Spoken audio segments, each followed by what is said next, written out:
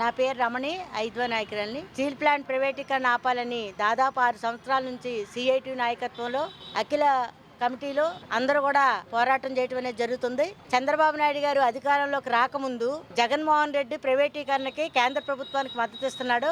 మేము గనక అధికారంలోకి వస్తే ఖచ్చితంగా స్టీల్ ప్లాంట్ ని కాపాడుతామని చెప్పిన ఆయన ఒకరోజు ప్రెస్ మీట్ పెట్టి స్టీల్ ప్లాంట్ ప్రైవేటీకరణ చేయటమే న్యాయం, అందులో కార్మికులు సరిగ్గా పనిచేయట్లేదని హాస్యాస్పదంగా చెప్తున్నాడు ఆయన.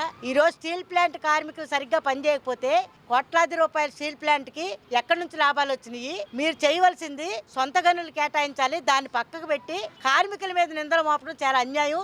అందరికీ ఉద్యోగాలు ఇస్తామని కూటమి ప్రభుత్వం అధికారంలోకి రాకముందు చెప్పి ఈ రోజు స్టీల్ ప్లాంట్ లో పనిచేసే కాంట్రాక్ట్ కార్మికులు వేలాది మందిని తొలగించడం చాలా దుర్మార్గమైన చర్య.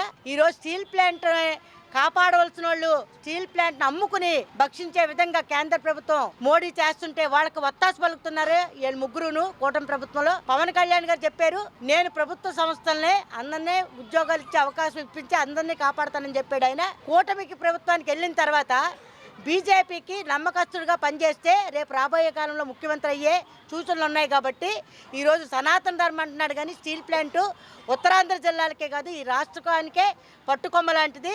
ఎన్నో వేల మంది స్టీల్ ప్లాంట్ మీద బతుకుతున్నారు, లక్షల మంది ఈరోజు ప్రైవేట్ సంస్థల్లో పనిచేసే వాళ్ళు కాదు, చిరు వ్యాపారస్తులు కాదు, స్టీల్ ప్లాంట్ పనిచేసే కార్మికులు ఉద్యోగాలు ఉండటం వల్ల వాళ్ళు కొనుక్కోవటం వల్ల ఆదరణ అనేది పెరిగింది. ఈరోజు స్టీల్ ప్లాంట్ మీద జోలికి వస్తే ఊరుకోమని ఈరోజు హెచ్చరిస్తున్నాం మేము 6 సంవత్సరాల నుంచి. అది ఊరికనే రాలేదు, 32 మంది ప్రాణత్యాగాలు చేసి రైతుల భూమి ఇస్తే ఈరోజు స్టీల్ ప్లాంట్ అక్కడ నిర్మించడం జరిగింది. అప్పట్లో రష్యా అన్ని దేశాలు కూడా మనకు సహకరిస్తే పెద్ద ఎత్తున స్టీల్ ప్లాంట్ నిర్మించాము. స్టీల్ ప్లాంట్ ఇంకో చోట వేరేగా కూడా కడతామని చెప్పి ఇదే స్టీల్ ప్లాంట్ ని తీసేయటం ఈరోజు దుర్మార్గమైన చర్య.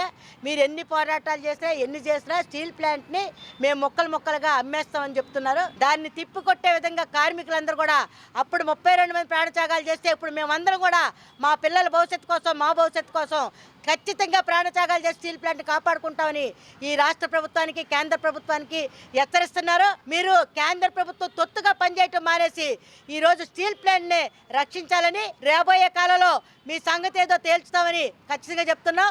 ఈరోజు సిఐటి ఆల్ ఇండియా మహాసభలు విశాఖపట్నం కేంద్రంగా జరుగుతున్నాయంటే చిన్న విషయం కాదు. 50 సంవత్సరాల తర్వాత ఆంధ్ర రాష్ట్రంలోనే ఈరోజు మహాసభలు జరుగుతున్నాయి. ఆ మహాసభల్లో గట్టిగా తీర్మానం స్టీల్ ప్లాంట్ ప్రైవేటీకరణ ఆపాలని నినాదంతో మహాసభలో ఉంటుంది. ఖచ్చితంగా ప్రజలందరూ కూడా స్టీల్ ప్లాంట్ని కాపాడుకునే దిశగా మనందరం రావాలి. ఈరోజు పల్లా ఆయన చెప్తున్నాడు, ఆయన అత్యధిక మెజార్టీ శ్రీనివాస్ని గెలిపిస్తే ఇప్పుడు మాట్లాడతాడు, అప్పుడు మాట్లాడింది వేరు. నేను స్టీల్ ప్లాంట్ ఖచ్చితంగా కాపాడుతానని చెప్పి ఈరోజు స్టీల్ ప్లాంట్ కార్మికులు సరిగ్గా పనిచేయట్లేదు, అందుకే స్టీల్ ప్లాంట్ నష్టాల్లో జరుగుతుందని చంద్రబాబు నాయుడు పక్కన కూర్చుని వత్తాసు పలుకుతున్నాడు. నిన్న అక్కడ ఎవరో ఉంచరో రాబోయే కాలంలో గత ప్రభుత్వం పట్టి గతే మీకు పడితే ఖచ్చితంగా బీజేపీకి బుద్ధి చెప్పండి. స్టీల్ ప్లాంట్ని కూటమి ప్రభుత్వం పూనుకుని బీజేపీని తరిమి కొట్టి ఈరోజు స్టీల్ ప్లాంట్ కాపాడాలని మేము హెచ్చరిస్తున్నాం.